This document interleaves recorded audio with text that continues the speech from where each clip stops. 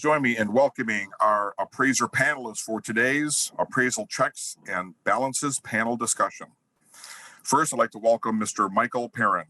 Mr. Perron is the owner of Perron Appraisal and Consulting, LLC. He has been an appraiser and member of GLAR for almost 18 years. Mr. Perron specializes in residential appraisal and is working on certification for luxury homes and energy-efficient green homes. Thank you, Mike, for being here today.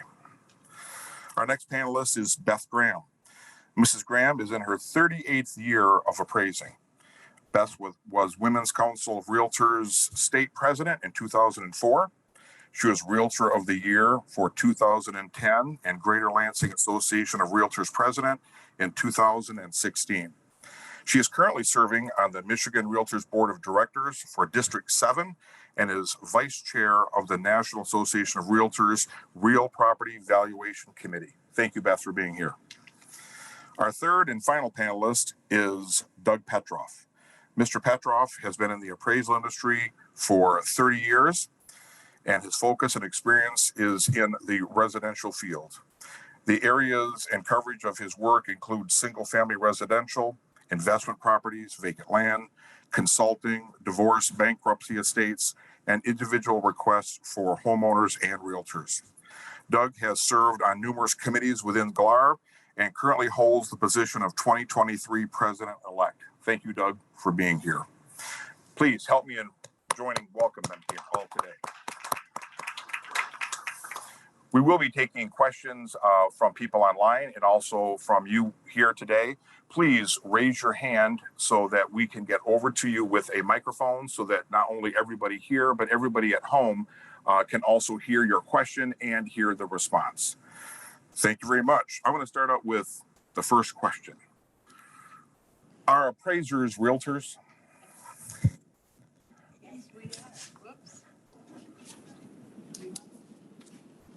Yes, appraisers are realtors.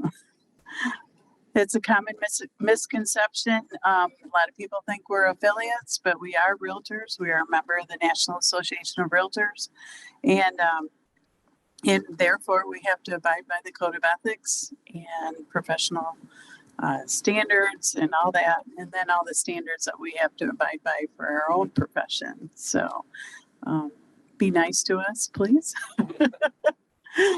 So, and we can go on to the next, sorry.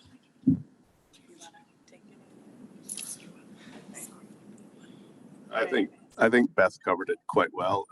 Not only do we have the Realtor Code of Ethics to abide by, but we also have our Bible use PAP to abide by, which is roughly like this thick.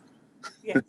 And it kind of denotes what we have to do in terms of reporting, recording, and ethics in our field as well.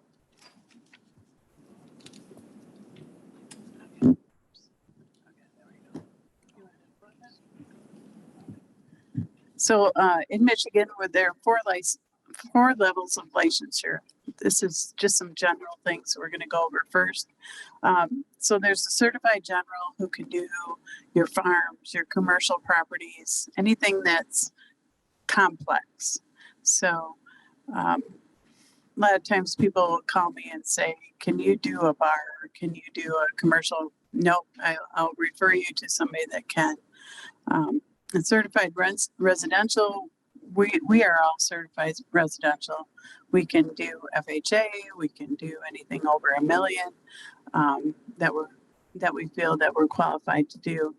And then there's state licensed. They can do up to $1 million transactional value. Typically no FHA or RD.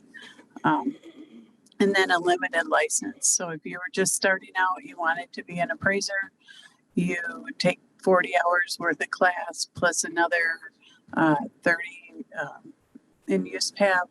So it's like 75 hours.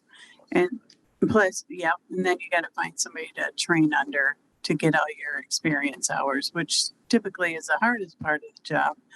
But if you want to be an appraiser, that's where you start with the limited license.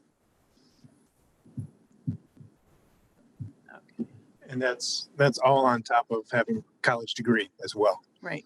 Yes. Any other comments? No? Okay. So just quickly, it's a long website, but this is a website if you want to look up if an appraiser is licensed and who might be coming to the house to do your appraisal.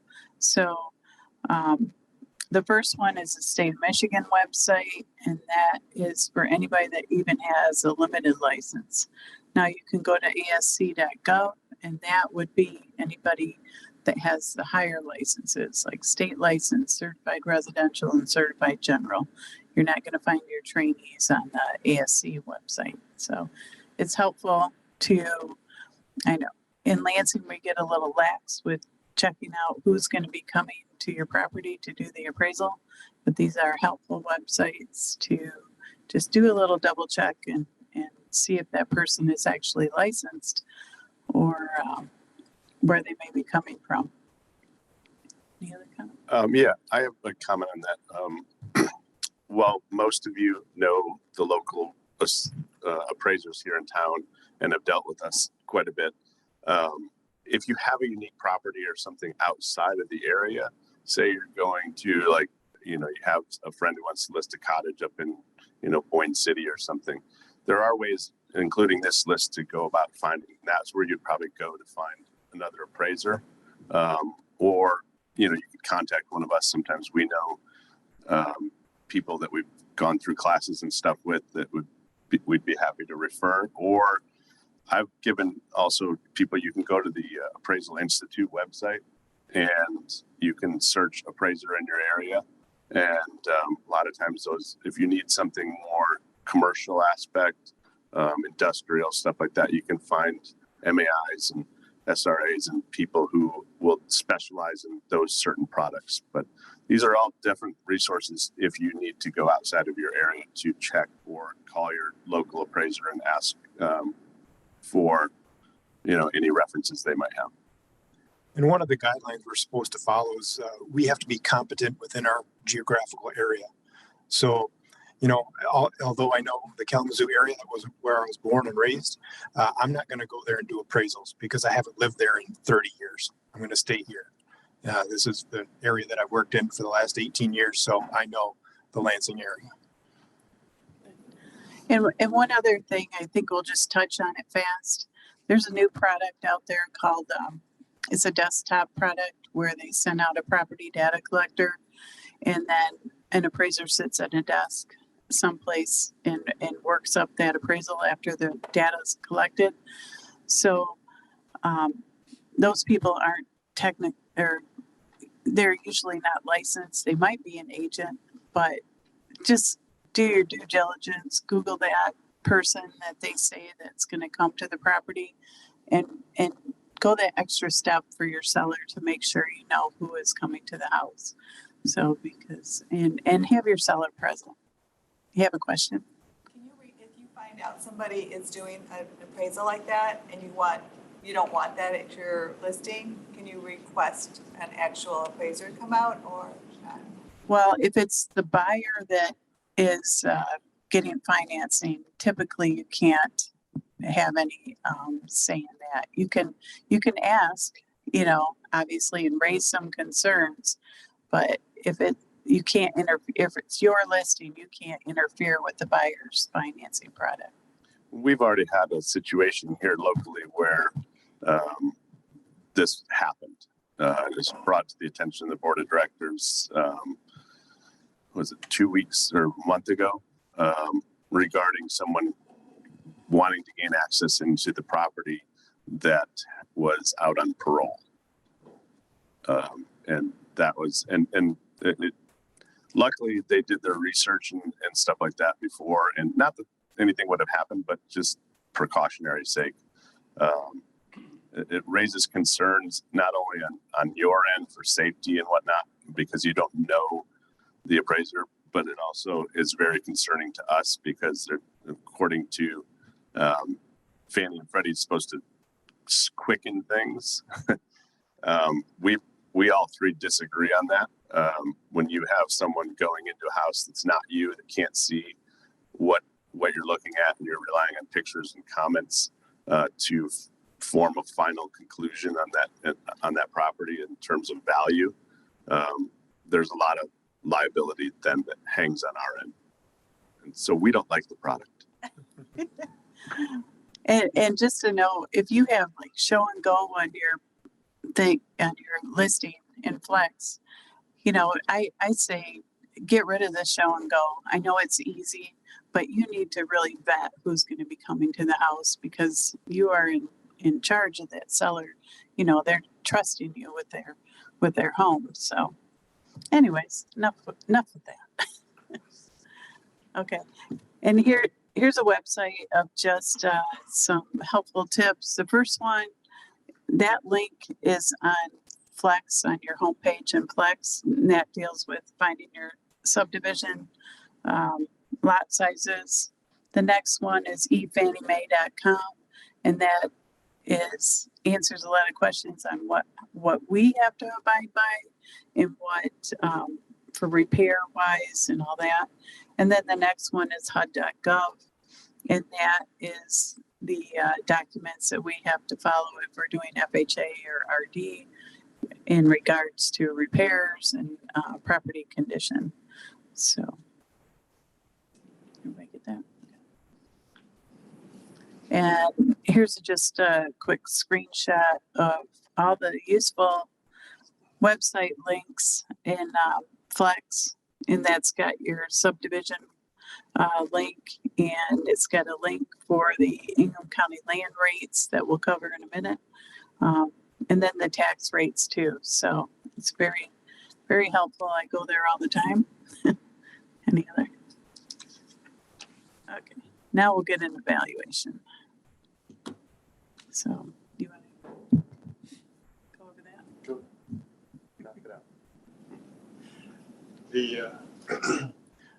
In other words, how we go about. Yep.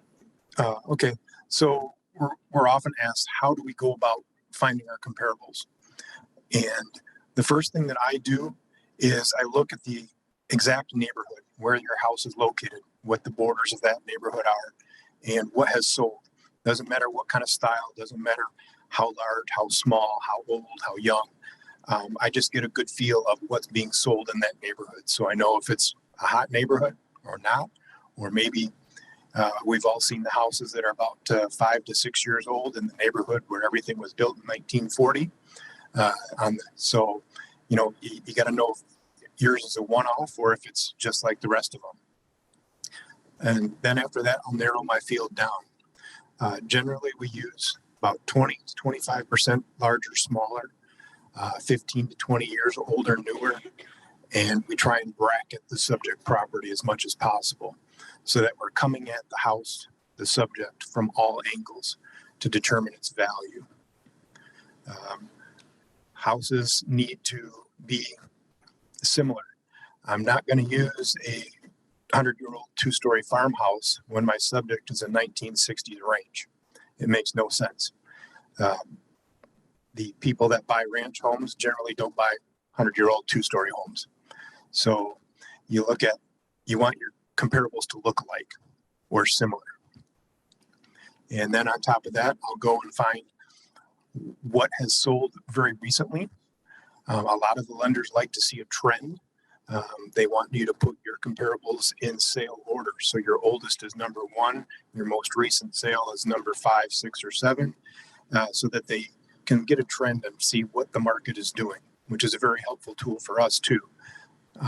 And then on top of that, I find something that is exactly like the subject. Maybe the house 2 doors down is a cookie cutter and it sold 6 months ago. That's probably one of your best comparables right there if they're identical. Thanks, Mike. So keep in mind too that just like everybody out here in our audience, we all do things a little differently. You know, we see things differently.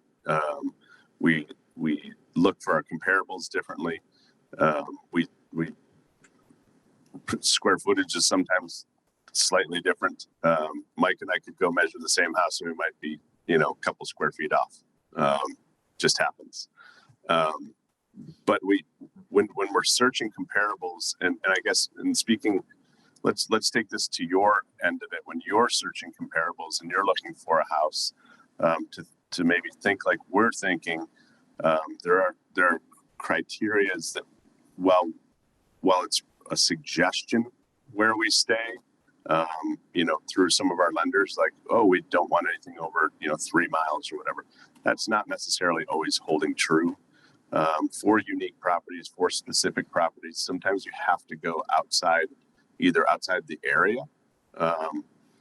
But when we do that, we have to explain why we did it and how we came up with our valuation based on that, as well as, and don't be afraid to, I get calls from realtors all the time with unique properties, where they're like, I have no idea how to price this home. What should I do for comparables?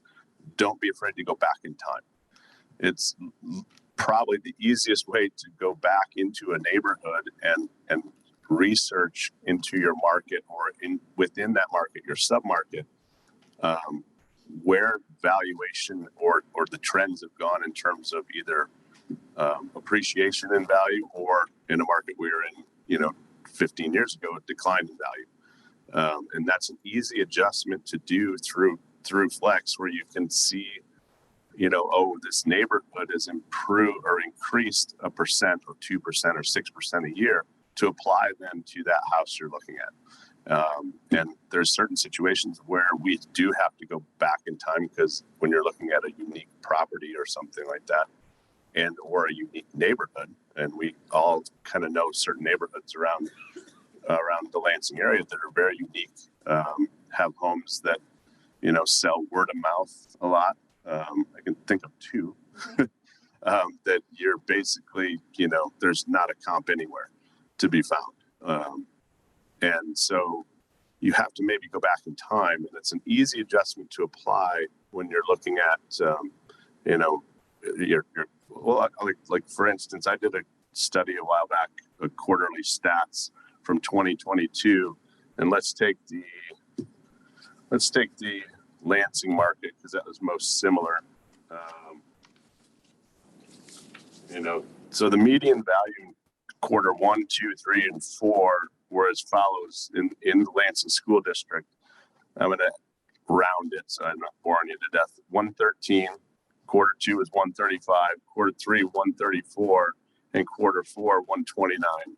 With current active, and I just updated this last night, active pending, that whole research and data there was 133.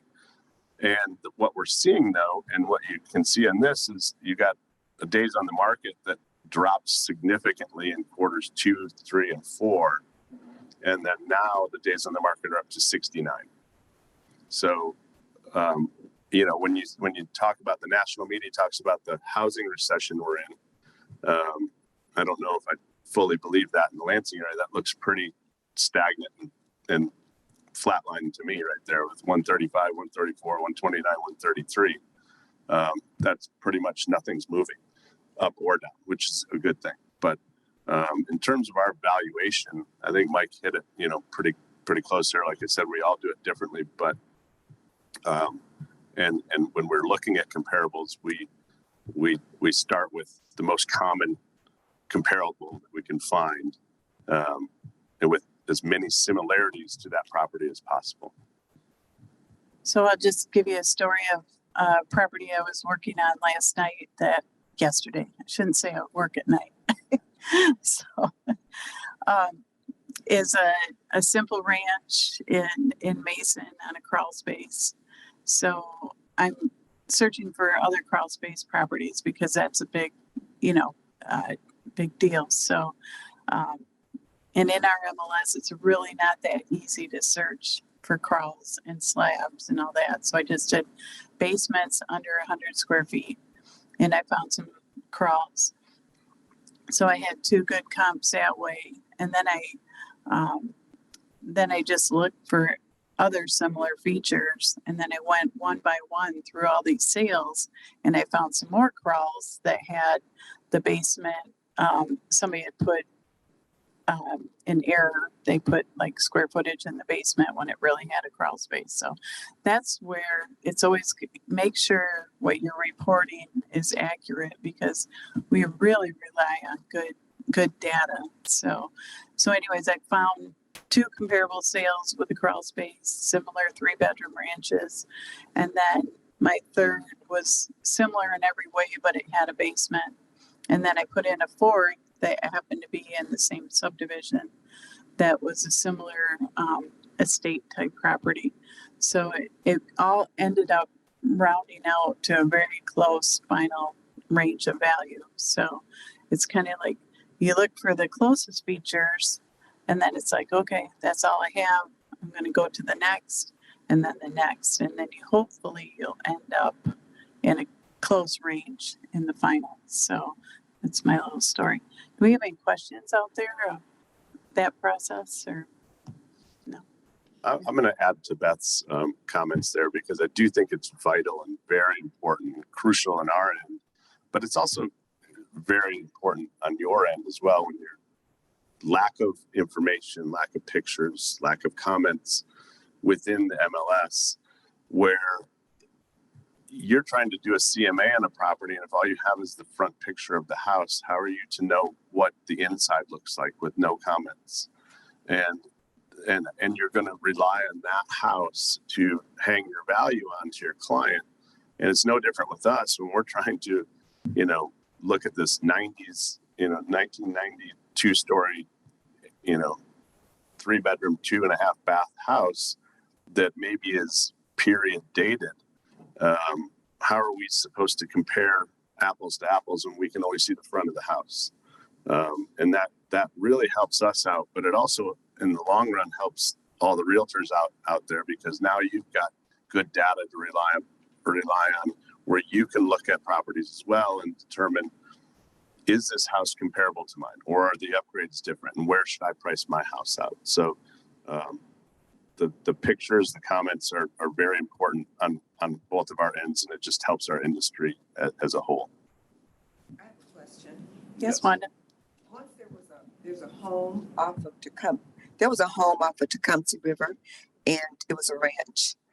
And later on, after we closed, we found out that particular ranch had a septic tank and drain field, whereas other houses around it had a connection to the sewer.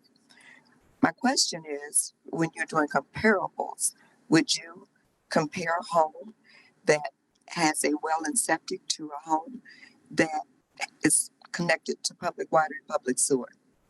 That's my question. Right. Well, with the house I was working on yesterday, it had a larger lot, it had well and septic, and comparing it to my other 2 that had a crawl space, they were on smaller lots with public water and sewer.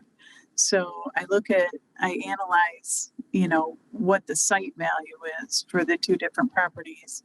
And a lot of times it's like, even though this is a bigger lot, it's got well and septic, it's the same value as that smaller lot. So it always breaks down to, I gotta see what that land value is, and if there's any marketability differences between the 2, and then see if there would be. But in a case where your situation, where the whole neighborhood has public water and sewer, that might take a hit, because they're going to have to connect if something happens. They get turned off. Some of the lenders require us to document whether a house and the comparables are on well and septic, or if they're on public water and sewer. So having those comments in the listings helps us out a lot, saves us a lot of time, especially when they're accurate. But it's what I found is that, generally speaking, most of the buyers and sellers in the market don't really distinguish too much of a difference.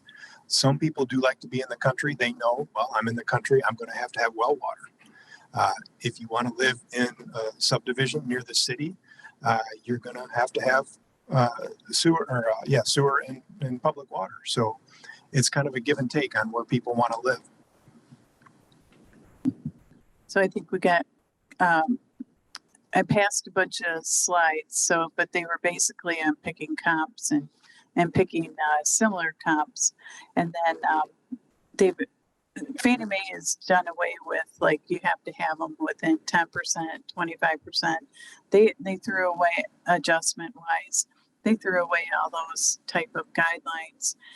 They do like to see comps within the last 6 months, but if we don't have good ones, we go back in time and figure out a market condition adjustment if needed. So especially with the changing market after the interest rates, finding recent comps as your 1, 2, and 3 are the best.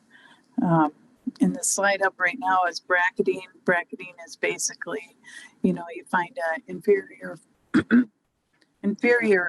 and a superior feature in a comparable, and so you don't pick comps that are all like 1,000 square feet higher than your subject to try to get to a certain value. You've got to like bracket that square footage, or finding other properties with pools and pole barns and all that, so we don't have to make a lot of adjustments. So that's where it's always good too in your listings to make sure that you're adding photos of all those extra features and the sizes of your pole barns and the make of your pole barn, if it's a really special one. So and to think, obviously it's a principle of substitution. Is a buyer going to choose that comparable if this house wasn't available? So. You want to talk about the pole barns? When it comes to adjustments for valuation, is there a constant formula that you guys use?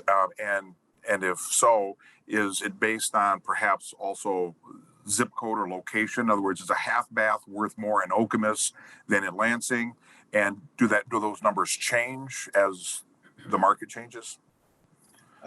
It will change a little bit by quality. You get into some of the higher end neighborhoods, there's a lot more that goes into a bathroom. So those bathrooms are going to count for more dollars. One of the best ways I do is what's the market going to pay for this? What is Mr. Buyer and Seller going to pay for this? So next time you're having a dinner party, ask your friends, how much would you pay for an extra half bath in a house?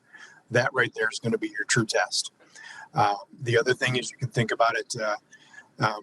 We do what's called paired sales analysis, where we find 2 almost identical homes where the only thing that's different is maybe a bathroom, or maybe one has a 2-stall garage, one has a 1-stall garage. And we crunch all the necessary numbers, and the difference that we come up with is going to be the value of that one item that you're looking for. So we do it mathematically. We can also use our cost book. If it's a feature on a home that it's loaded into our cost book, we can dig through that information, do the math, and figure out how much would it cost a builder to put this into a house. So that gives us another anchor point to determine a value. Less depreciation. Yes, less depreciation. It's basically an estimated cost to cure minus depreciation. Good question, Jeff. But we don't have lists or anything like that to give out. Yeah, we don't have a cheat sheet out there. Although I do say to people, pillartopost.com, I'm probably not supposed to say a name, but they do have a great cost versus value web list, and they're always at like the convention, and they have a great little handout that you can see, like, if you're going to put in a new such and such, this might be the value you get out of it. So, and NAR has that too, cost versus value, on their website too. And those are always helpful. Like a kitchen remodel might bring you back this much in this market. So, obviously we always have to tweak it a little bit and that. So, anyways. We have a question online. What about the valuation of pole barns? Well, pole barns there's different types of barns. There's different quality of barns. Obviously, there's different sizes of barns. A standard barn with like a steel roof with a dirt floor, no electricity, isn't going to demand as much in the market as maybe a steel-sided barn with a steel roof with concrete floors and a floor drain and electricity and insulation and drywall. I mean, it's no different than a house when you start adding features to it and amenities to it. It's more, can you say the word, desirable? We can't say that word anymore, but Yeah, that's out loud in every word. yes, it's more enticing to people. You know, you have a barn that is a finished product, but in terms of how we value a barn, I've always been, taught that it's contributory value and what it contributes to the whole of the property. So you have a 60 by 100 barn on a 1 acre property, it's probably excessive. But if you have a 30 acre, farm with a 24 by 40 barn, it's probably too little. And so in my opinion, it's how it contributes to the whole of the property. Again, going to the cost minus depreciation. So it was really interesting a few years ago when people all started having their own little grow operations, and you were down in Charlotte, you could vegetables, and you could definitely tell the houses that were selling with the big pole barns and how valuable they were. And it's really cool when you find those little nuggets of, wow, this house has no pole barn, no options of extracurricular activity. So anyways, it's kind of fun to find those little nuggets. I think we had another question here. So I probably don't need this, but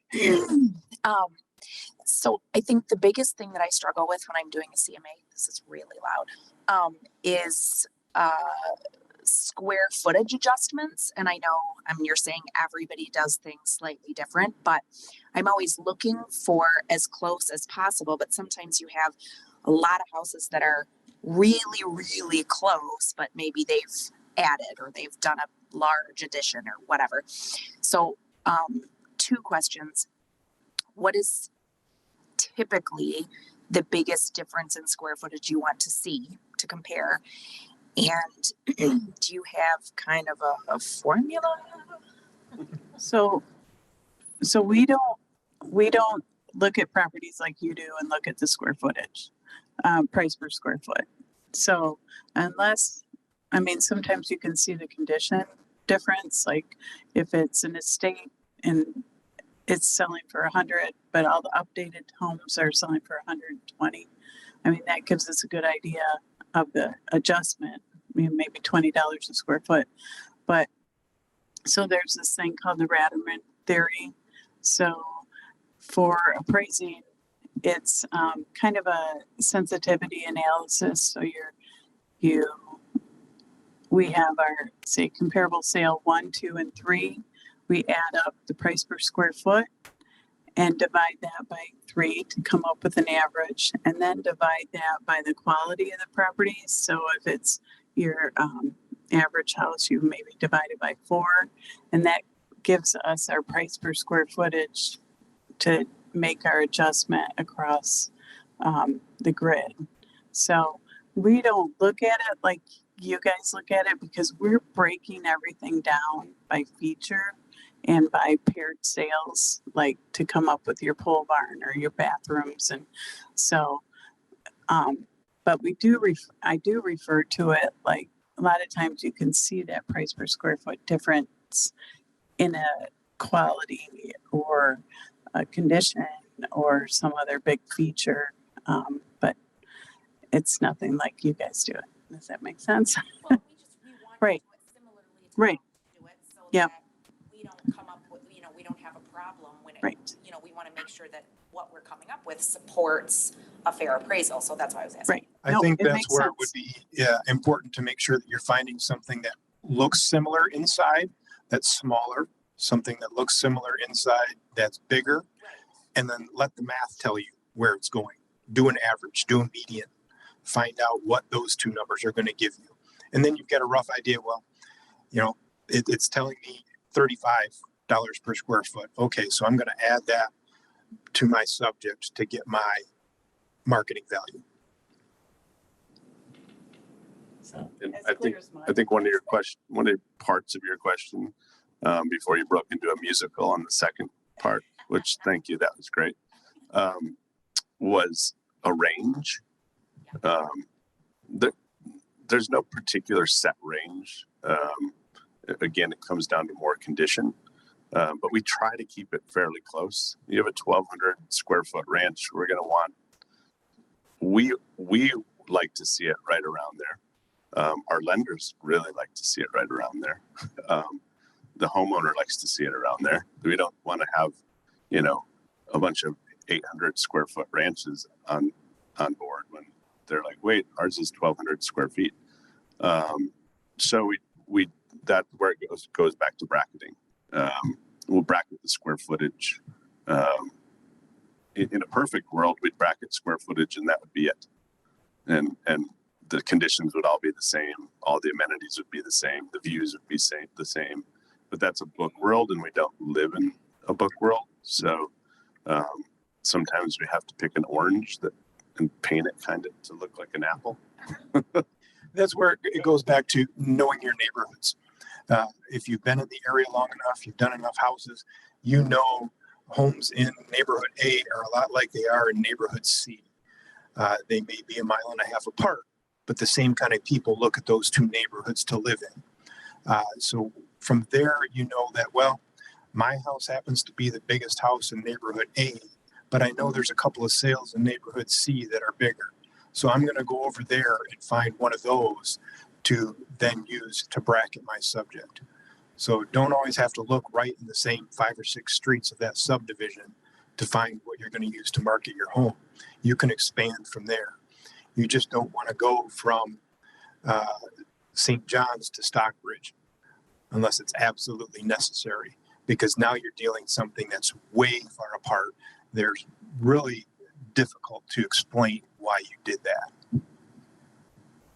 And that some of the markets too, like if you would bump up another 10 years in age, you can see a dramatic price difference. So stay in those age ranges and or condition, obviously. But so I always look, age, style, square footage within 200 each way, and age, style, condition, pretty much quality. So and then also we have to look at specific things they have or don't have, like Beth's example earlier of a crawl space. We have to search first and foremost, are there any houses with crawl spaces in this area? And then we go back to that list that she just described: condition, age, design, quality of construction, that sort of thing. And then factor in amenities, or like a pool, same with that. Acreage is kind of similar to that. You have something with 20 acres, you're going to want to bracket that acreage as well, and get as close to that as possible with a similar type home on it. So that's another, thing we have to look at when it comes to outlying properties. question. No, I have a question. What if you're comparing your house and the house you just listed has a brand new roof, brand new furnace, brand new air, brand new hot water tank, those kind of features that to the eye, but to the pocketbook is a lot of money. How much does that roll into when you're? Well, obviously, we're going to try to find other comps that have those upgraded features or something similar to that.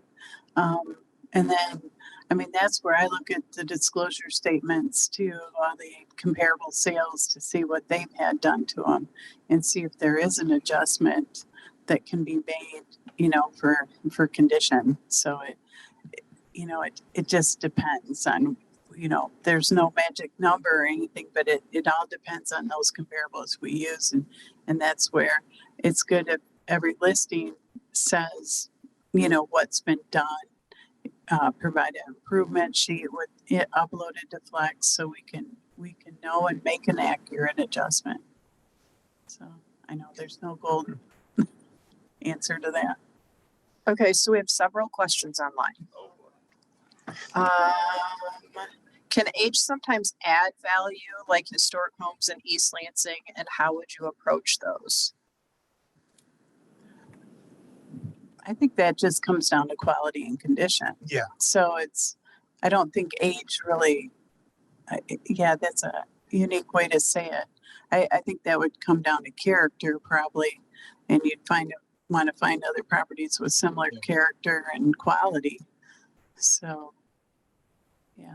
What to the about naked eye? That's what's visible. That's what you see. This is an older home, but it's selling for more money. Well, it's not necessarily the truth, because if you take the age out of the factor and you look at the details of each home, you're going to find out that the newer homes are more of a cookie cutter. They lost the craftsmanship, which is quality. That's the heart and soul that was put into that house when it was built. So it's a quality factor. what about horse properties or arenas and barns? Placing a value on those. I'd say same with where we went back to the question about pole barns, the contributory value of that to the whole of the property.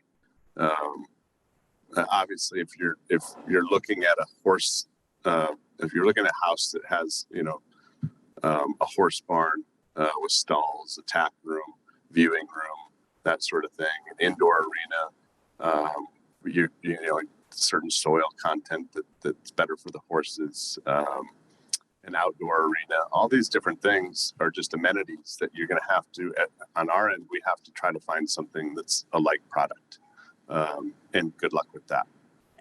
Although I did do one a couple of years ago on Meridian Road, and if you've driven down Meridian Road, it's pretty much horse farm after horse farm after horse farm.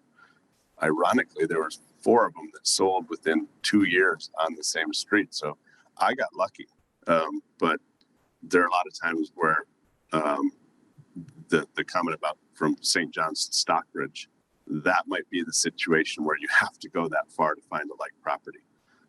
Keeping it obviously within a certain time frame, and not forgetting about the marketability of each of these different towns that you go to, and are they similar? And so that's a good question. I think it just goes back to the same thing with the barns. A few things on that. Barns and pole barns and horse barns. Please take a couple pictures of the outside, get the dimensions of it, take a picture or two of the inside.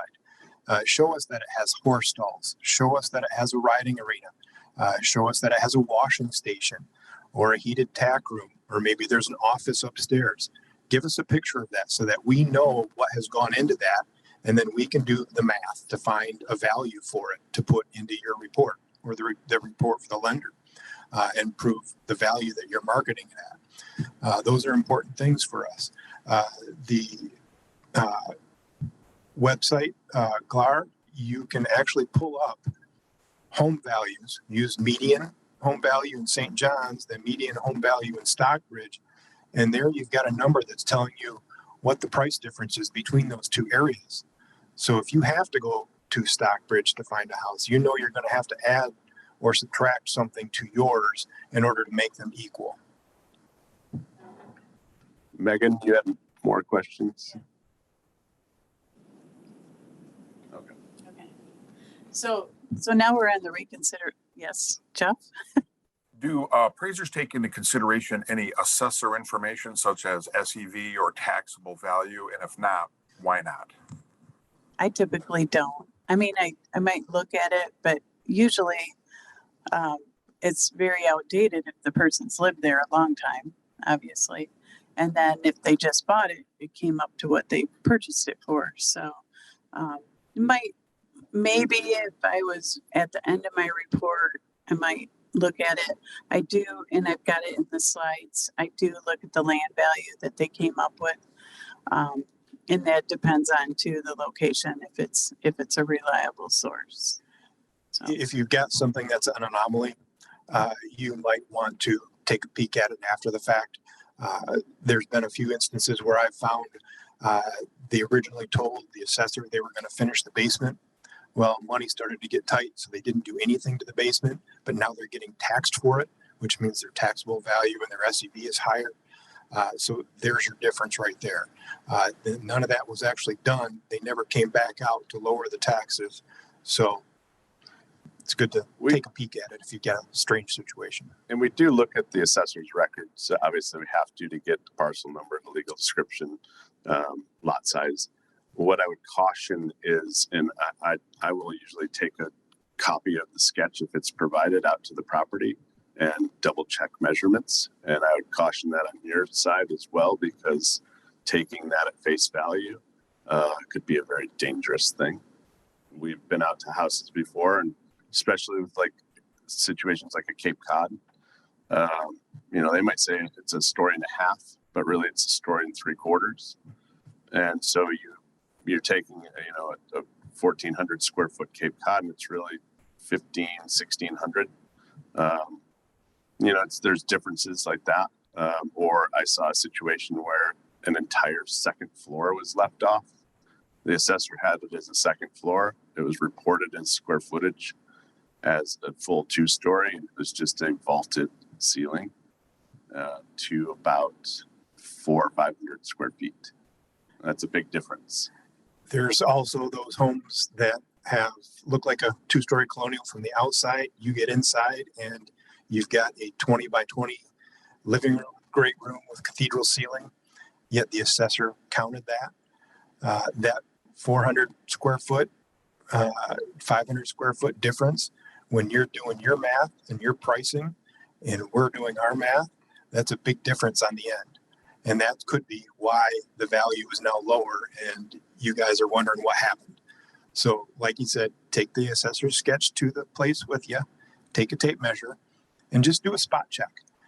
We don't expect you to measure the house like we do, but walk around, see if it jives with what you're seeing. And if you measure a wall or two to make sure, yep, this is a 30-foot wall, I'm good. We're gonna cover that in a minute. All the measuring. Wanda, do you have a question? Yes, I have a question. I would like to know, how does being in a flood zone impact the value of a property? Well, obviously, we're going to want to find other properties in the flood zone to see if it does. But a lot of times you can see it where a house will sell for 10,000 less or whatever. So obviously we're going to have to find paired sales to prove any adjustment. Some assessor records are really good that have their lower land value, that how they've assessed it, and that's supportable too. So, but yeah, it's all based on paired sales, and try to find other properties that are in the flood zone and see how the market reacted to that. I've got the slide up right now for reconsideration of value. In that, the easy part, if you get an appraisal, it doesn't come in at your contract price. Look over the appraisal. Make sure we didn't miss a half bath, or we didn't miss some addition or something. So that's the easiest fix if you need to do a reconsideration of value. Obviously, everything has to go through the lender. So the lender will review the appraisal first, and then they send it out to the buyer. And then the buyer will meet with the buyer's agent to see, if you need to, review it, send in new comps, and, and then it'll go back to the lender. The lender will look at those comps and see if they're viable comps, and then send them to us to look at it and see if there's any support for an increase. So, any other thoughts on? Just because a house in a neighborhood or the subject neighborhood sold for more doesn't mean it's going to help bring the value up of the subject. It could be that one that you're sending us is newer, much larger, much nicer. Well, those are all features that we're going to have to make subtractions for to get to what the subject is. So that means that 200,000 that you're sending us is now down to 170, which is what we priced the subject at to begin with. So you want to look for something that is like we do, smaller, larger, older, newer, better condition, worse condition, to meet in the middle. And also give us your comps. How did you meet us at the house? Give us your comps, how you price the property. Most of us will take them. We may not look at them when we get home, but we're going to be nice and take them. But no, I always like to look at them and see. And especially like I just did a berm house, and the agent that priced it, she had berms in her file. And of course, the underwriter came back and said, I want another berm.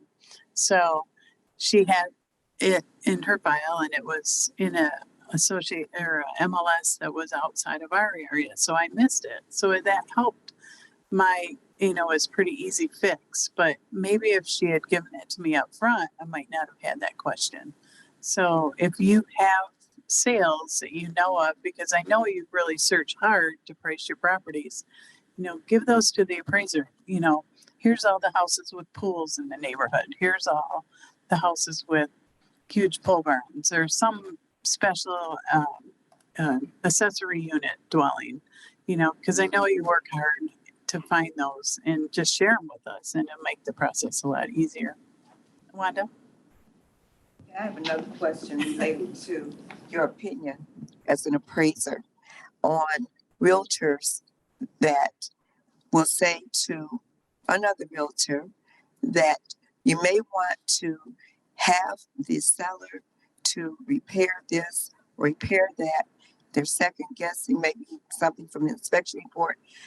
And the reason why they're saying repair this ahead of the appraisal, so you don't have to pay, so the buyer doesn't have to pay for an appraisal reinspection. What is your opinion on that? Or do you have one? I think that's a great idea. If you can, I always tell, if you can paint, if you can talk your seller into painting the little, because we have to call it out, and it's for FHA, VA, RD, and conventional that we're supposed to call out repairs. So just saying in your listing, you can't go FHA or whatever. Conventional, we have to call out repairs too. It's in the Fannie Mae guidelines. So health, safety, and structural integrity. So if you can get those things done ahead of time, if your seller has the money to, fix a major thing, obviously that's the best case scenario. Just to follow up to Wanda's question, I know that regardless of financing type, in certain situations, obviously, things are going to be called for all the time. For instance, health and safety. Okay, can you explain what some of the things are that are always going to be an issue regardless of financing type? Well, it's peeling paint, obviously, inside, outside, and it doesn't matter if it was before 1978 for FHA, if it's after 1978, and it's going to allow water to penetrate the structure, that has to be painted or stained. Peeling paint to handrails over 3 steps, broken windows. Holes in the soffits and eaves. Yeah. Gutters that are growing things, which all that water that then is supposed to go in the gutter ends up seeping into the house. So for the most part, it's very glaring things that you're going to notice. It's not like we're magnifying glass looking for clues in there. And the HUD guidelines too, a lot of times an inspector will say, you have to put in GFI plugs. That's not in the HUD handbook because we're not electricians. We cannot say you need to put in those plugs. Whatever we say, we have to visually be able to go out and inspect. So if somebody says they put it in, I don't know if they put it in correctly. So the handbook says if we see something with the electrical that's questionable, we call for an electrician to come out there and take care of it, because just not having the plug there in the kitchen, it could be grounded someplace else. So if you see that, that's something you can fight, because you need an electrician to make that determination. An appraiser can't come out there and take a picture and know that it's correctly installed, but it's basically health safety. If a roof looks really bad, we'll have to call for a roof inspection and then have a builder or a professional roofer come out and do that inspection.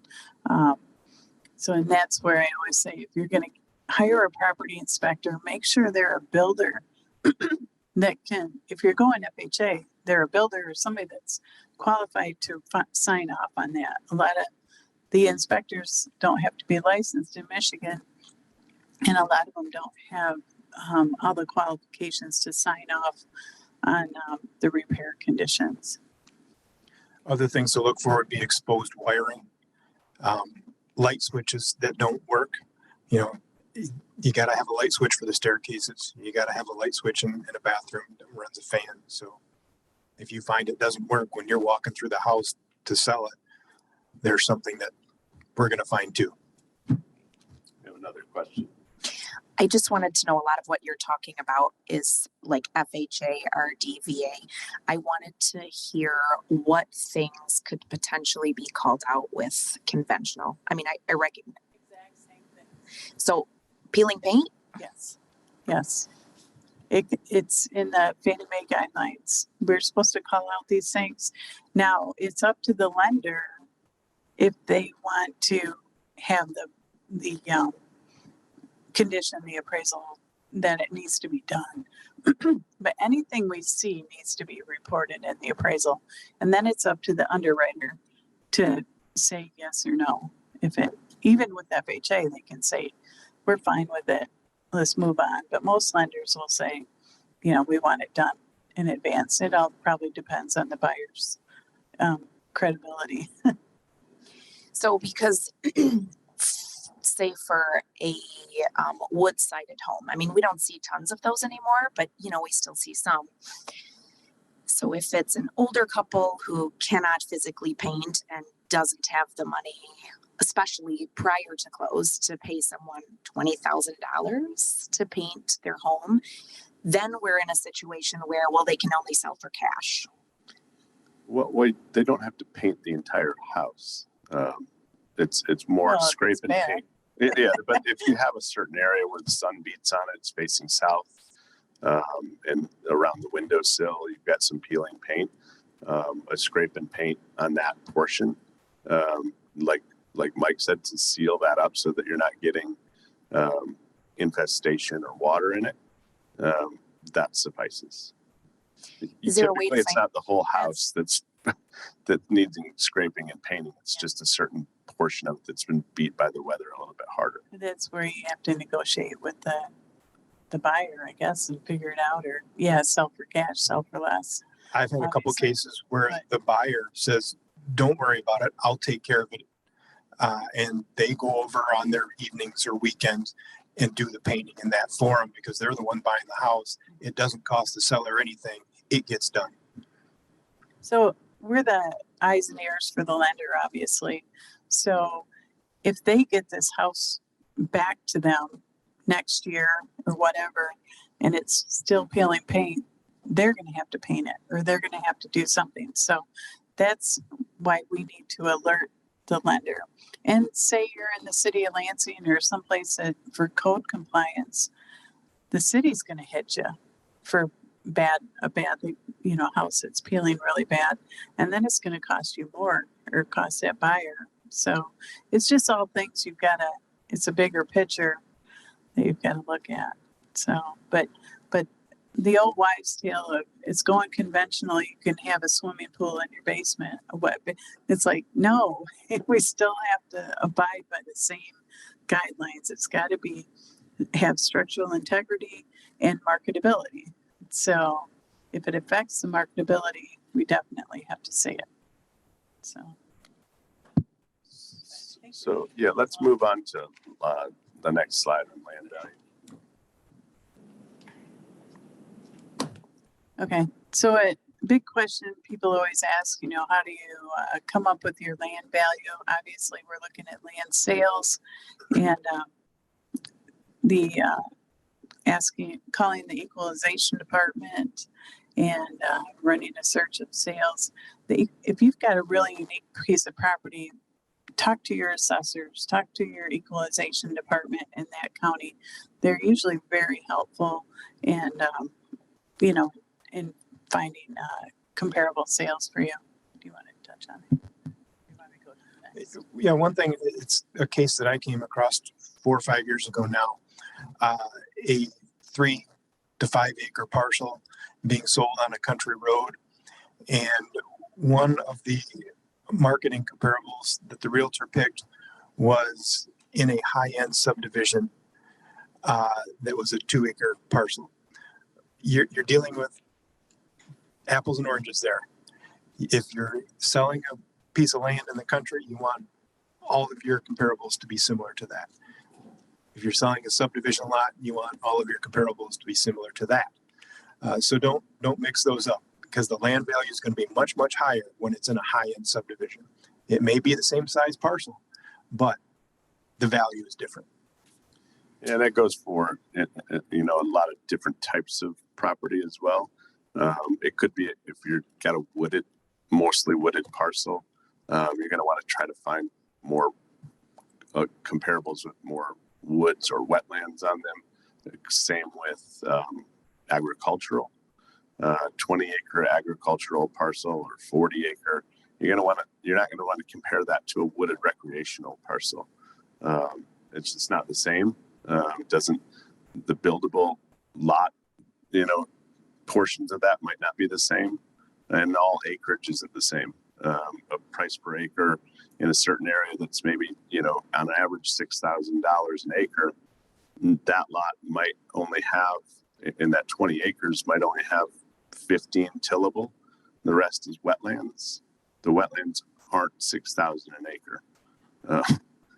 Even though they're part of the acreage, they don't contribute to that property like the agricultural land would.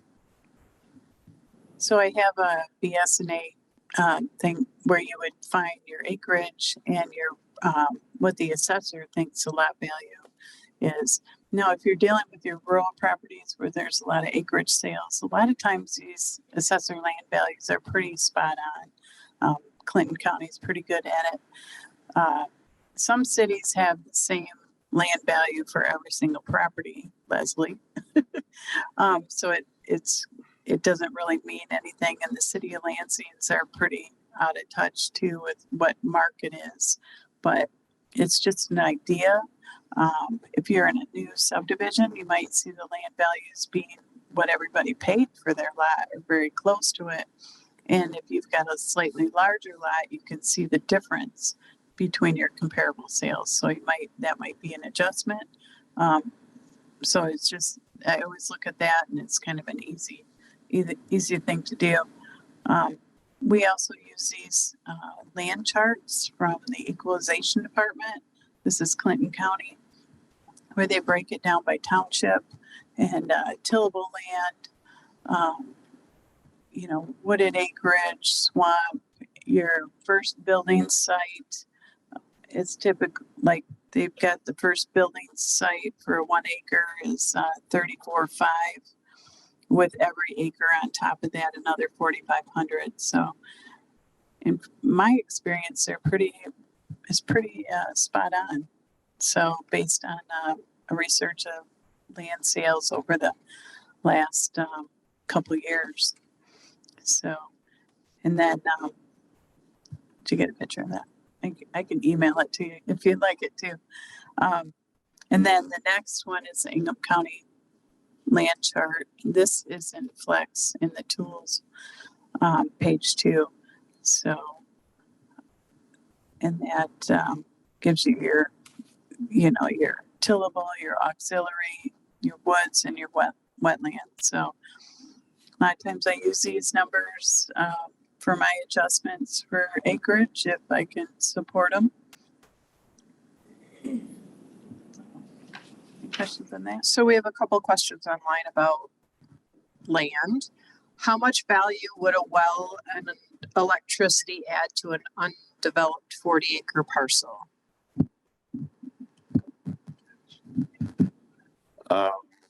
Well, I think it goes back to the, what we've talked about with any other improvement to a property, pole barns, whatnot. It's contributory value. Is that well still good? Is the septic system still operational, or the electricity? Is it when was it run? Is it still active? There's a lot of things that go into it. You could have it, but doesn't mean it's necessarily in working order. And I think the acreage should speak for itself with 40 acres more than the addition of a well. The well might be in a spot where the potential buyer doesn't want to build a house. It might be up front and they want the house in the back. That well does nothing for that property at that point. So it depends. Yes, so it depends. Thanks for the question, though. Is it beneficial for sellers to have a basic land survey before selling? Basic. I mean, what's the depends. definition of basic? I mean, obviously, it's always good to have a stake survey if you think there's something questionable. I don't think a lot of people get. I mean, back in the day, everybody got like a mortgage report, and it was basically what we can find online, and they plopped the house on there. So, and it might show some encouragement. Lisa back there would probably say, yes, everybody should have a survey, right? That'd be great, actually. And it depends on when you bought the house too.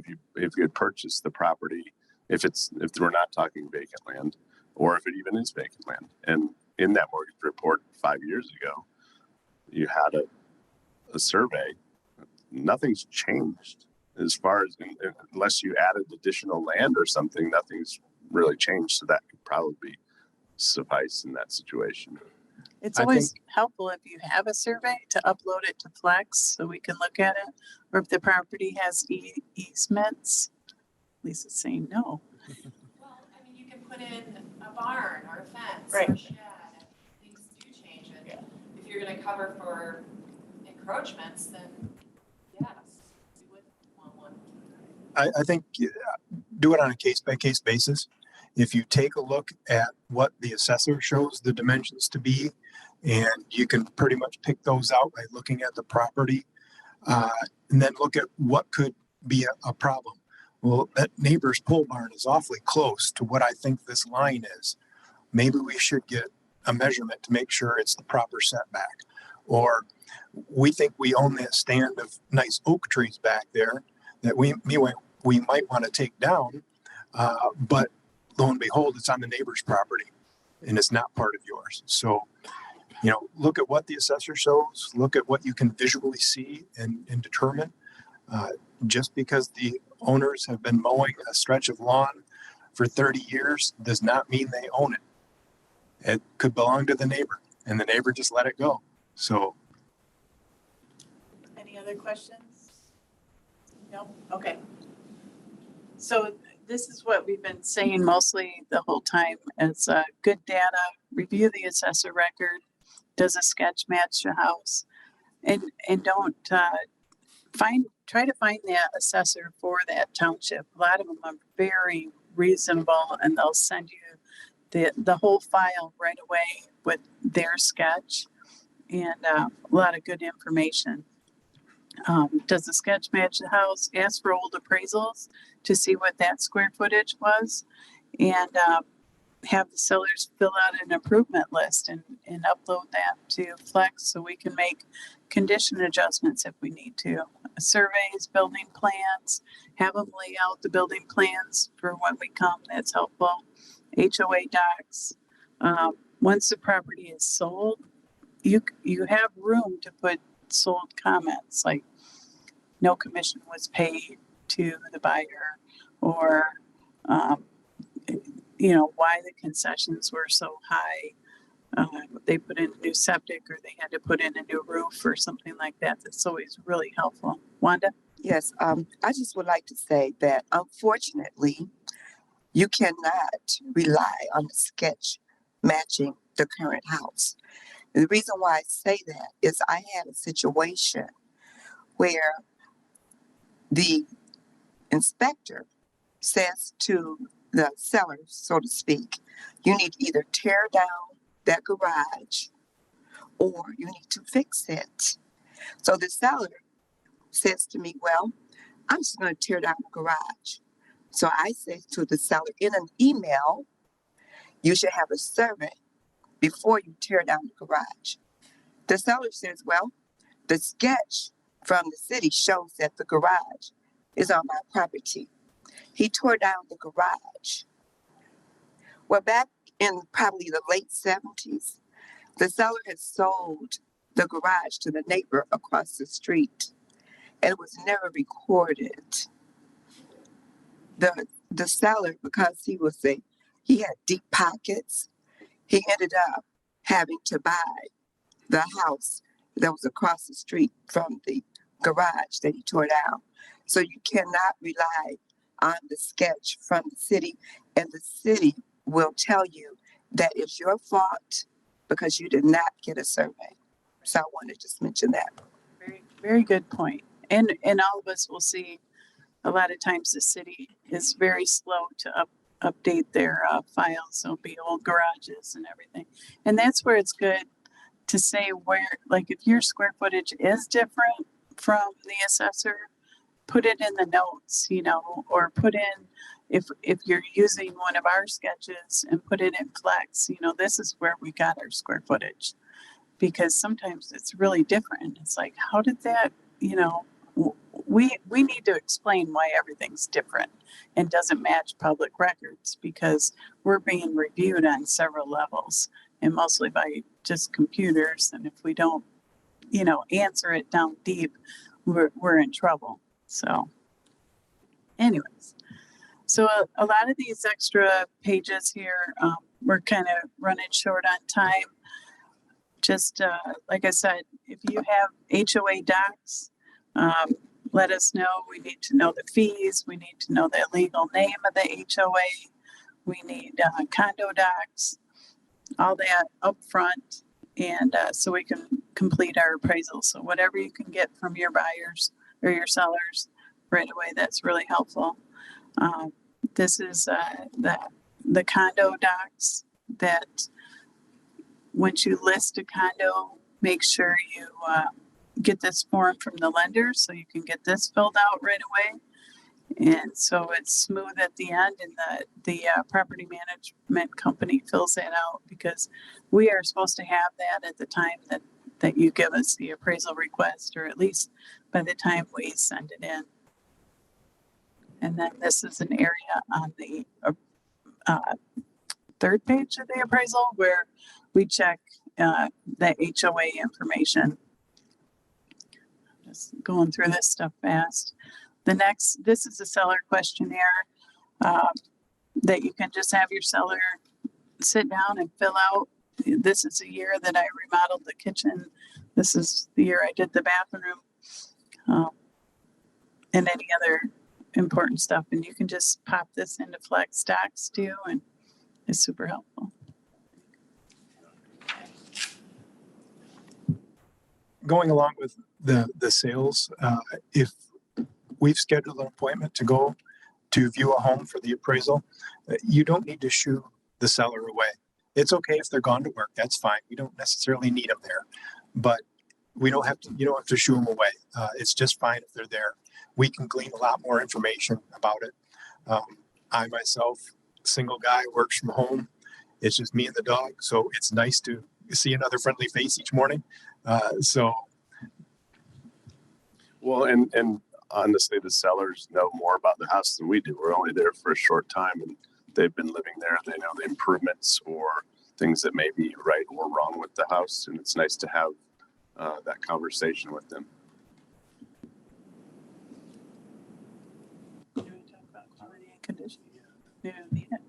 So basically, I put in this quality and condition slide because we have to decide, give a rating to each house. So it's basically like a C1 is your new construction, down to a C6, which you cannot live in.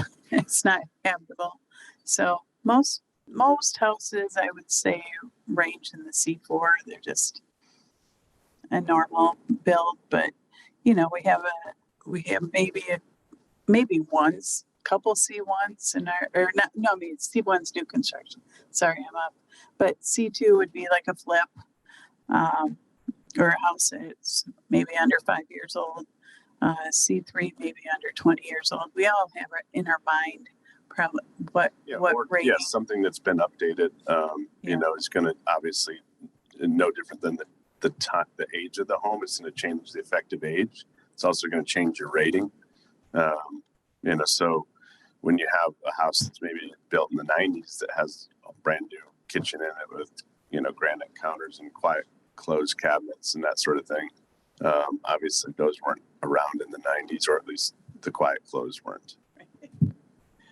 Yeah, you got to weigh the differences. Just because the homeowners have taken care of it and it looks pristine doesn't mean it's in good condition. It could be 40 years old.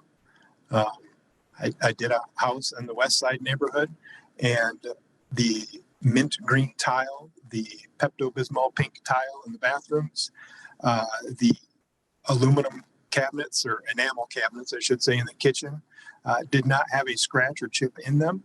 It looked like nobody had lived in the house for 70 years, but it doesn't mean it was in good condition.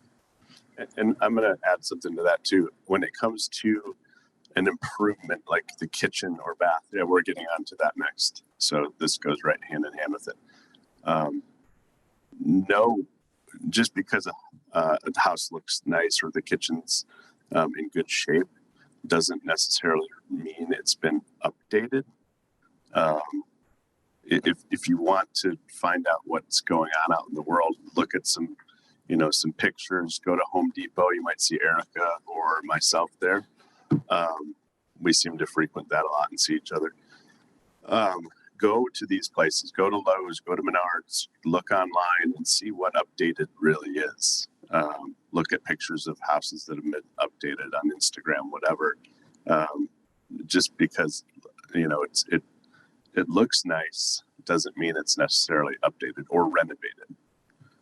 Right. So, and then this next slide is just about quality. So, and then we have to break it down into quality. So a Q1, maybe we have a couple in Lansing that's like a castle, down to a Q6, which is not habitable. So, but in this instance too, we probably fall in the Q3 and Q4 for our area. So, but that's all based on stock materials versus custom made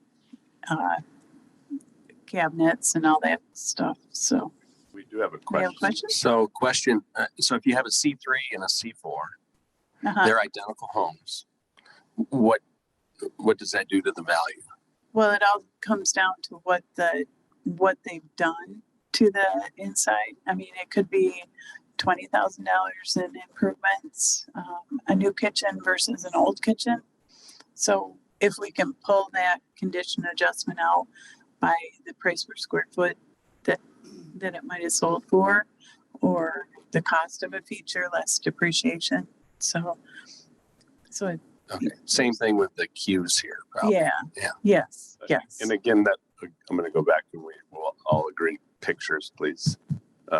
We don't know when we're looking at pictures comparing to our subject if it's just the front of the house, right? What that kitchen looks like. Well, and when we're finding comps, we want to make sure they're all in the same cues, same quality, because that's such a subjective, adjustment. So there's a lot of gray area in the Q3, 4, all that stuff. It replaced the average, good, poor from before, and there's a lot of there could be a C4 that leans towards the lower end of C4 or the higher end of C4. Same with C3. And, you have maybe some improvements, but it's not all improved. That might be like borderline. So it's basically based again on the condition of the home and the pictures that we see and are provided with. It's good to get to know your remodelers and builders, because if you've got a house that has a certain feature, you can call them and say, hey, how much would it cost you to put this into a house? And they can give you a number, and then you can weigh that against what you think the market would pay for that feature. So there's a question online about pictures and why do the agents need to take pictures since you're going into the houses anyways? We're not talking about the subject that we're looking at. In general, we're talking about the comparables that we're looking at. We're going through that house as well, say it's a sale or a refinance, but when we're looking at another 2-story, home in a certain neighborhood to see what features it has, what condition it has, the amenities, if they're not noted or seen, then we have no idea what they look like. And how can we compare that to our subject at that point? And not only does it help us, but it helps out your fellow realtors that are doing their market analysis in order to price their home. They can then see, yes, this is exactly like mine, or no, this is nothing like the one I'm trying to sell, so I need to move on. And we know that you're trying to sell a house. We know that you want professional pictures most of the time. Those pictures can be put into private, so that we can see them. And those are very important, and they really have an impact on not only our job, but your job in terms of how you run your CMAs and comparing apples to apples and similar products and interiors and amenities like barns and pools. If those aren't seen, how can you, hang your reputation on that, so to speak? So the next slide I have up is a lot of times people will read our appraisal report and automatically our form will say no improvements in the last 15 years down in the improvements section. And that's just if a house has been normally maintained and maybe your 1940 house, it hasn't changed. But then people will read that and say, well, but we painted it or we did this and that, but it's talking about major components of the house done within the last 15 years. So, and then there's a difference between updated, and that's maybe your paint and carpet and did a little bit of something, and then remodeled where you actually took out the cabinets. You just didn't paint the cabinets. So a painted kitchen is not a remodeled kitchen. So, and that's a little confusing, and that's where, pictures help, and don't say something's totally gutted if we're looking at pictures and it's obviously not totally gutted. I mean, and that's for your own liability too. It's like, don't over exaggerate, because then you have to, if you have another comp, if you over exaggerate on one, you're not helping out your next sale, anyways. So here's a kitchen in a 1990 house or 1980s house with these laminate cabinets. In the listing, it said it was a totally remodeled kitchen. And obviously it's not. Yeah, I think that might be actually in the 40s. Those are those flat front cabinets that we've all seen. 1987. Was it really? Yes. I kind of, and they put, a ceramic backsplash and maybe a nice, granite counter on it, if that. But, this is lipstick on a pig, really. That's what we kind of refer it as. It's not updated. A portion of it is, but those cabinets are dated. And so be careful when you're saying completely gutted or remodeled.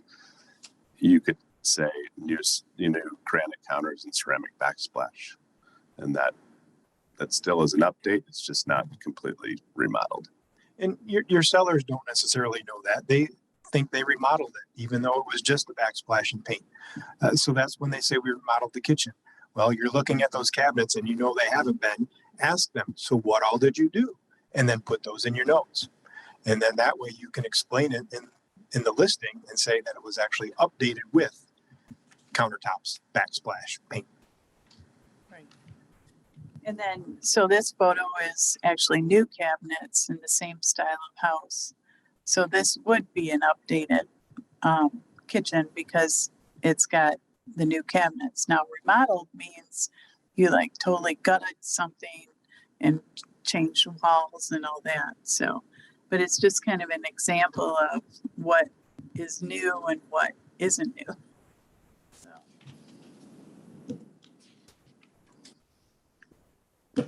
And this, I can skip this. This is, you want No, okay. Did I go past that?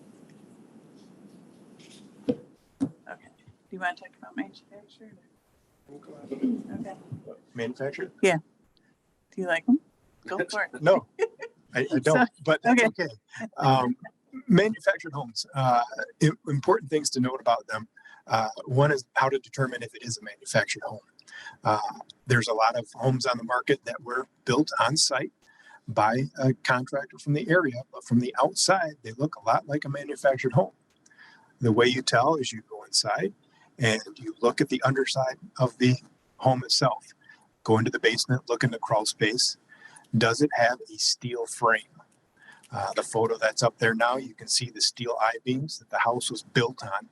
That's to trailer the house from the warehouse or manufacturing site where it was built out to where it's going to stay forever, hopefully.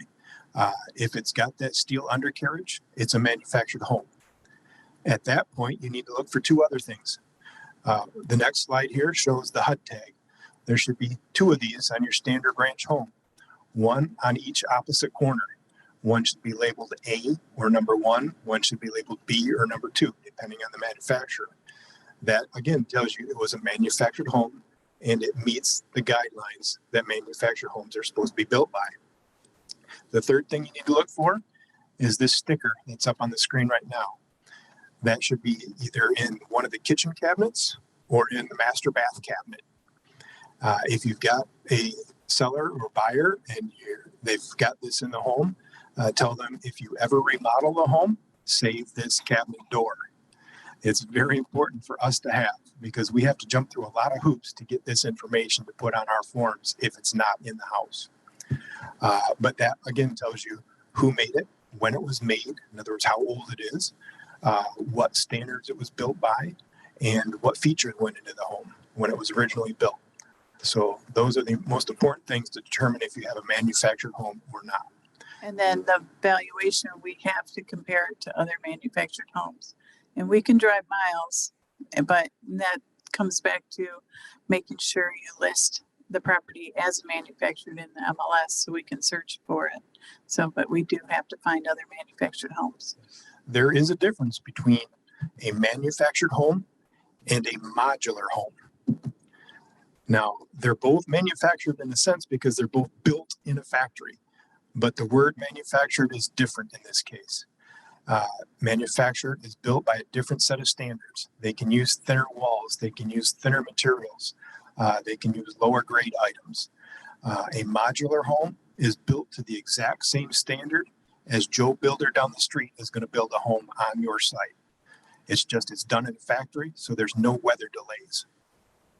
It's built continuously. Every day those workers come in and build that house, and it gets done in a very short period of time.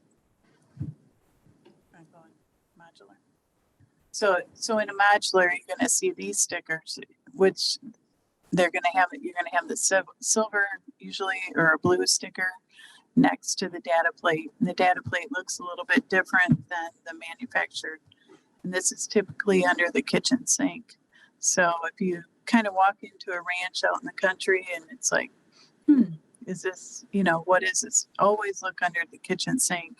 And you can typically find this, or maybe on the electrical panel.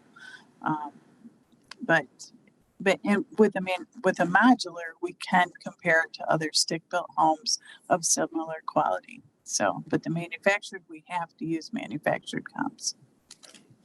So, okay. So this, sorry. Do they both need affidavit of the fixtures? Only Only the manufactured. Yep. And then the manufacturer will need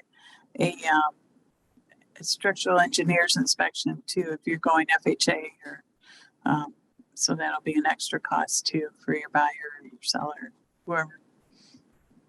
So, access points, make sure you have access points for the appraisers so they can take pictures in all these areas. Now, HUD just came out with a new guideline in January that if it's detrimental to the appraiser's health to try to get into the attic or crawl space, that we can defer that to an inspection.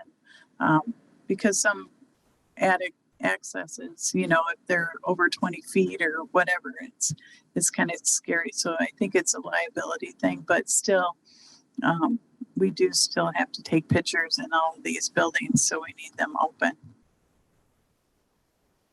Yeah, if you've got a house that has a pole barn shed, always make sure that there's a key left on site, because the lenders want to see inside of that. Make sure nothing is being grown or mixed. Or livable. Yes. So please make sure that that key is left on the counter or in the key box, and that it's labeled, you know, here's the barn key, so that we can then go out, take our interior pictures of the structure, put the key back on the countertop. Also, one thing I've run into is, if you ever can, please put some kind of a ring on the key in the key box.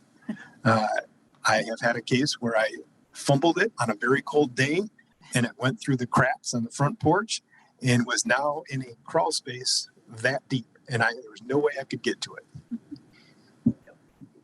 So maybe have your seller take a look in their attic before they list the house, and they might find something, find a surprise. So this is a mildew substance that had to be remediated. This was in an attic in Diamonddale. Somebody's kid hiding a shopping cart, probably. Then we have to obviously look in crawl spaces and report what we see there. This is just where I put about the GFI plugs not being an FHA, that we would be asking for an inspection to be done. We do have to know what appliances are in the house for FHA and RD. We don't have to test them, but we do have to note. I usually look at the disclosure statement to see if they're operational, but they just changed the guidelines on this too in January. So but that's a little thing about FHA. Now we get to the fun stuff of measuring.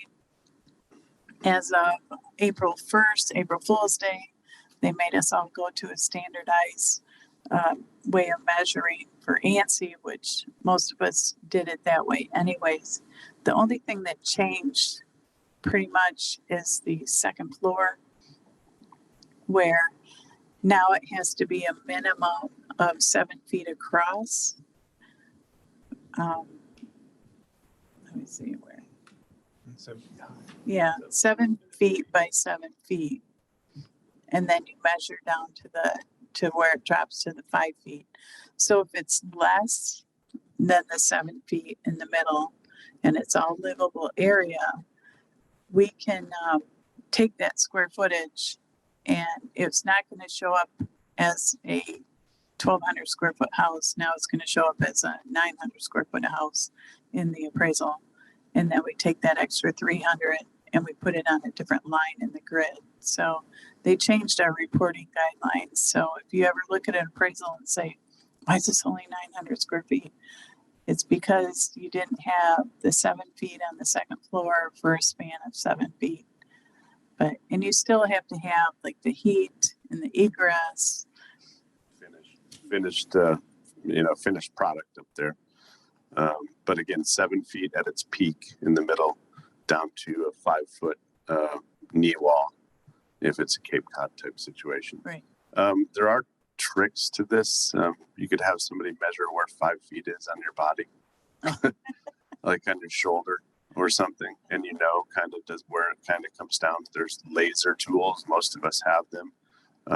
Very easy to use, even if it's you're wondering, is this 7 feet at its peak? Place it on the ceiling and hit the ground, and you'll know. Now, if you're over 7 foot, you obviously know, but there's not many people like that. So be cautious of this, though, when going back to what I said earlier about the assessor's records. You know, they might call it a story and a half or a bungalow or something like that, and that doesn't meet that requirement. Not that that square footage isn't noted and or counted. If it's heated in a livable space, we just can't count it as square footage, like Beth said. So you might see a discrepancy in the square foot from where you had it listed and where we came in at, and that's probably the reason why. And it still has to meet, if it's like 6 feet up there and it's like a typical bungalow that you can barely stand up in, you're not going to get square footage out of that regardless. So it still has to meet the code things, even though they said we can put some square footage on the lower line, it still has to meet minimum building requirements and all that. So this is just another kind of sketch where it shows, you know, how to measure the second floor. And then this is kind of an outline of where in a situation like that, we put where the first floor is, in my example, the first floor is only 782 square feet. And then the upper level that had lower ceilings shows on the very bottom of 230 square feet. So even when I add the two together, I'm very similar to my comparables. So sometimes I never have to make an adjustment because you're comparing apples to apples. It's like some of the neighborhoods, they all have the same, just slightly less than 7 feet. So you're kind of comparing the same type of property. So it really doesn't matter. This is split level. So this is an example from BSNA, and we just want to reiterate that in a split level home, anything below grade, partially below grade, has to be included as a basement. So it has to be all 100% above grade to be on that square footage line in our appraisal. And when you report it in flex, only anything below grade needs to be in the basement, and then any finish needs to go into the basement finish. So, and then also report those as a multi-split, and they're not a 2-story, they're not a 3-story, they're a multi-split. So when we're looking for split level comps, we can just go to multi-split and find those sales. You got to note that every assessor in the regions we deal with reports this wrong. So if you're dealing with a split level, forget what the assessor says. Look at their sketch, yes, but forget what they say is square footage. Isn't most of flex not accurate? We're trying to change that. I mean, I've done a few of them and they're not. Well, I think that needs to go where, that's why we're here. We're trying to educate and help you out so that you can become better and we can all work together to be better. So we'll solve that problem eventually. So yeah, so this example, I kind of broke it down where, so the assessor they just have a different way of doing it. So they make sure that they're taxing you on every finished area that they can. So that's why their square footage always looks more, because they're including that lower level family room. So in flex, you know, we would break it down to level 1 is like your 480 square feet. And that would be in the basement. So that's how I have it up here. You've got your total basement is 912, and then 480 of that is finished. And then the rest goes in the above grade. So it all equals out in the end, but if you report it, make sure you try to report it correctly, or we can walk you through it too to show what you need to. I've done measurements for people and just showed them how it needs to be reported on Flex, and we're happy to help you there. Is it true that below grade square footage is worth less appraisal wise than above grade square footage? It all depends on the quality, Yeah. you know, obviously. If above and below grade square footage has a different value, and it all depends. Now, if I'm comparing it all split levels and the similar age, similar quality, it should all equal out. So they should all have the similar value because they've been finished to that like quality. So, but if you've got a 1950s ranch with just paneling in the basement, obviously that's not going to contribute much, especially if it doesn't have a ceiling. So this is an example of a quad level. I've got a picture up there. So anything below grade is going to go in the basement. Go. So in the standards of measurement, grade is the front door that I've read. So anything, you know, if you The floor. the first floor. Yeah. Oh, your grade is where the ground is. Right. So walk around the outside of the house on the ground and look at where it meets the house. And then when you go inside, you have to remember where that reference point is. And if at any time that grade level is now above your feet, that area is below grade. So anything at a lower level where you're looking out and you can see grass right there in front of your eyes, you're below grade. If you're standing on the first floor and you're looking out, the grass is below you, you're above grade. So that can be counted as what's called gross living area. Yeah, so that it is confusing, and I see a look on a couple people's faces because where you might walk in the front door and the slope of your topography of your land, you might have a door on the side and a slider off the basement. Well, which is it, right? I've always been under the impression that it's your main entry into the home, and while some people that live on a lake will say, "Oh well." You know, the lake people refer to the back side of their house as their front door. Well, either I'm trespassing to get to your front door, or because I don't own a jet ski and I can't come in that way. So it's the main entry into your house. So this is a good, and how it says it has to be 100% below or above grade to be in your square footage, your above grade square footage. You're still going to get value for it, but it's just how we have to report it, basically. Yeah. And these are all then reported as multi-splits and not 2 stories. And that's a good point too. I've seen a lot of ranches where people say that they have 2 stories because they have a basement. A ranch is a 1 level. So. Yeah. Yes. So on that picture though, it says, Sorry. on the last picture, it says the grade level line is at the bottom, but then it doesn't start there. Yep. Well, that means that anything in the red is a basement. And what you're looking at in that red, you're only looking at a half a story. Right. If you, like I said, you were standing inside the house, that red area would only be covering from your waist up. So I've always understood it. It's basically the highest grade level. So, you know, the grass meets the house down there, and then kind of on the side, the grass meets the house up top. Right. So it's the highest point where the grass meets the house and up that counts as above grade, correct? Correct. So like a berm has no square footage, Right. no above grade. Technically. Okay. Technically, but it does. but a berm home, yes, technically Special. there's no square footage Right. because you're mowing your roof, but it still has usable value to it. Yeah, okay. Yes. So That's a unique home.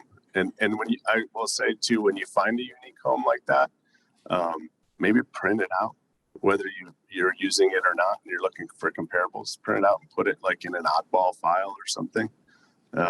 I know I do that. I'm sure you guys do, because you might need to run across that sometime.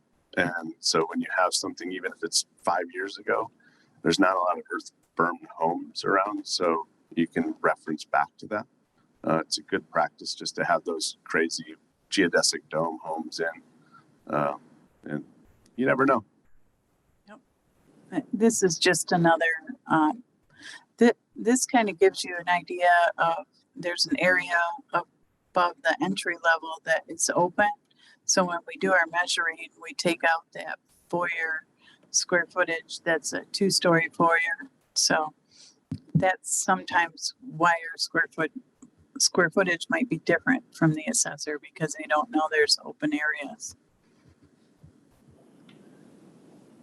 So, and we always get a question of what is a legal bedroom? And obviously, in the city, most jurisdictions say you have to have 70 square feet, proper egress window, privacy, you can't walk through, no glass doors, ceiling height, the code says ceiling height of 6.8 inches. Smoke detectors in each room or right outside the doors, whatever's code. 2 electrical outlets. These are all from the code department in the city. No closets are required, but it still needs to be functional as a bedroom. For FHA, yeah, I should have taken that out.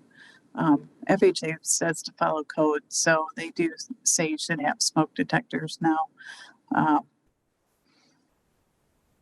But anyways, these are basically, and you should have heat in every room too. So any questions on bedrooms? So, okay. How about bedrooms and basements? Yeah. Important to note there is if you're going to call it a bedroom that happens to be in the basement, it needs to have an egress window, which is 5.4 square feet of access. That's enough room to get a body out of. I think there's another stipulation, and it's going to depend on where you live, what the county or township says. It has to be 30 to 36 inches off the floor. So you want to have your tape measure to figure out how that is. I've had cases where they say it's a bedroom and a basement, and I get there and the windowsill is at my chin. Well, no 10 or 11-year-old can climb through that easily in the middle of the night when there's a fire. So that's not considered a bedroom. What we generally do is call it a den or a rec room. Right. And you can't call it a bedroom if you have to walk out of the room and go out to another window or to a walkout. That's always a common question too. It's got to be in that room. Yes. You answered the question. Okay. It has to be Megan, in do we have other questions online? Okay. Do we want to get to those now or a couple now or at the end? Okay. So this next one, Fannie Mae is really cracking down on appraisers for bias or presumed bias and flagging appraisals that might use the word desirability, undesirability, words like that. If we use any of those words in our appraisals, we immediately get flagged and get a letter from Fannie Mae saying you use this word, never use this word again. And I've noticed lately that there's been some listings that people are using this word again. This is a desirable neighborhood. Is it desirable to who? So you should really not use those words unless it's not a word that fair housing is immediately banned, but Fannie Mae has banned it with us. And I would just use caution when you use those types of descriptions in your listings. Beth, I had a quick question. I just wanted to know, it was from the other slide about a bedroom. What if there's a heat register right outside the bedroom door? That's pretty common with an old farmhouse.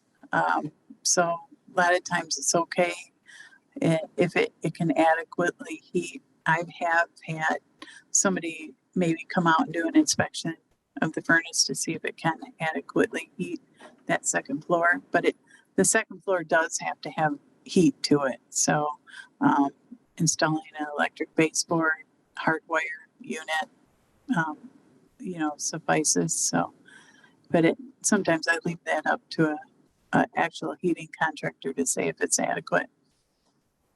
Yeah. Okay. So, just a reminder to follow the code of ethics, paint a true picture of your listing, avoid exaggeration, don't clone old listings. 99% of the time the data is incorrect. You can kind of see, it's like, where did this weird square footage ever come from? And you look 10 years back, somebody started that trail and it was it should have been stopped. Ask, all of us do private work and are available, to measure or do backup appraisals, reviews, and whatever you want to hire us for. And if, yeah, but anyways, we need good data, and whatever you have, if you can have out for us, that would be really helpful. And there are good tools online to Google on how to measure a house, that, carry a tape with you or whatever and ask us to help you. Conclusion, talk to the appraiser, don't hide things, show up, meet us, don't do show and go, and make friends with an appraiser. All right, now we have some time for questions. I know you guys have had your time to speak here. We have some questions from Megan from the viewers at home. If a house has several offers all over asking, does that impact the appraised value? Yes. Because now we've got multiple people that see value in that home. And that's going to make us work harder to prove that value or disprove it. It could be they're not seeing it right, but most cases they are seeing it right. So we're going to do what we have to do to find what are these people seeing and how many dollars can we put on. Yeah, I mean, it'll help us substantiate an increasing market adjustment if we can find the support for that, and see where the pending sales are going. So obviously we really have to analyze the market for every single appraisal, like what Doug's statistics on a macro level, and then bury them down to a micro level just for that property type. So anything you can tell us about the listing history is always helpful. Yeah, I don't know about you two, but over the last few years, I've been calling or messaging the realtors to say, how many offers did you have? What was the price range of those offers? What were the concessions involved with those offers? Those are things that some of the lenders want to know, and they help me prove my point. If I can say this house had 15 offers and 5 of them were over asking price, and I'm seeing trends in the market that the values are going up, now I've got all my data that I can prove that, and I should be able to put the right dollar figure on that appraisal. Megan? What about barn dominiums? Half of a barn is finished and used as living, and the other half is a pole barn. I can speak on that. I've done quite a few of them. They are a newer, hot trend. That same with like maybe tiny homes, or we haven't really seen one here yet. I did consult a couple for a container home. Now, if you want to see what they look like, go to Instagram or something and follow like Barn Dominium, some site on there. They're very neat. I like them. I think they're pretty cool. You do drive right into your house, but not technically like into the living room. But I've seen some that I'm working on a new construction one right now that they're renovating a 60 by 120 old Morton barn into a house. That's an enormous amount of square footage. On top of that, they're adding a second floor to half of the home.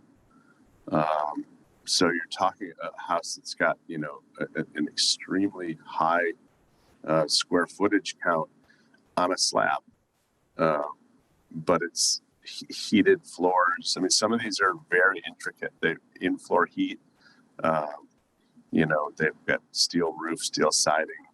They're well insulated. They're more of a, I don't know if anybody's done one or has seen them.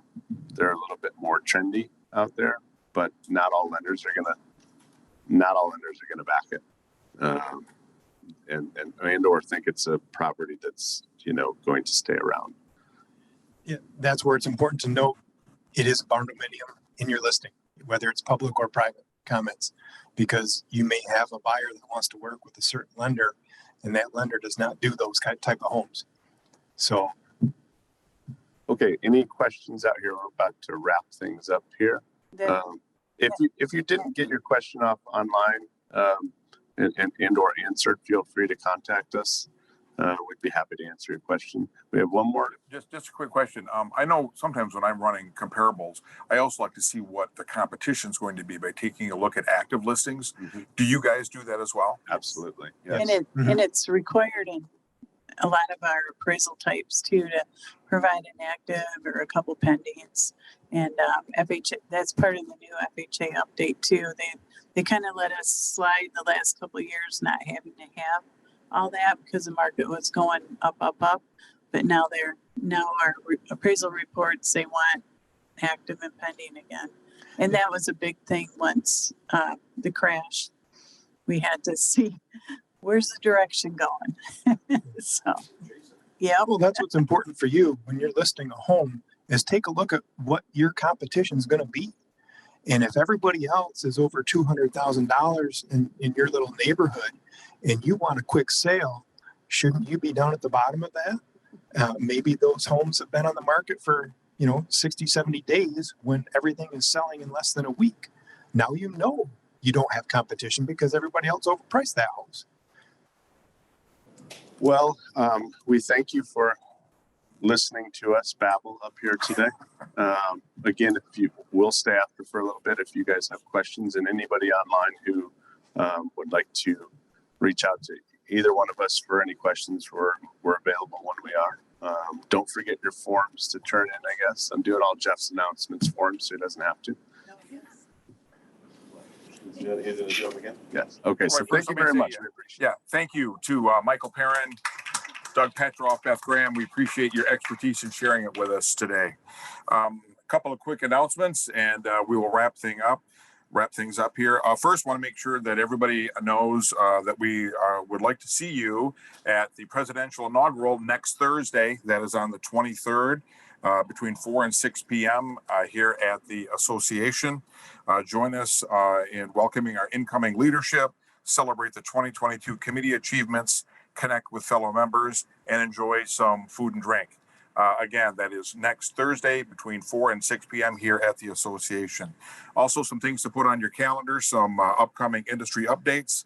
March 9th, 2023, American Disabilities Act compliance with Cheryl Davis and Fair Housing from NAR with Alexia Smoker.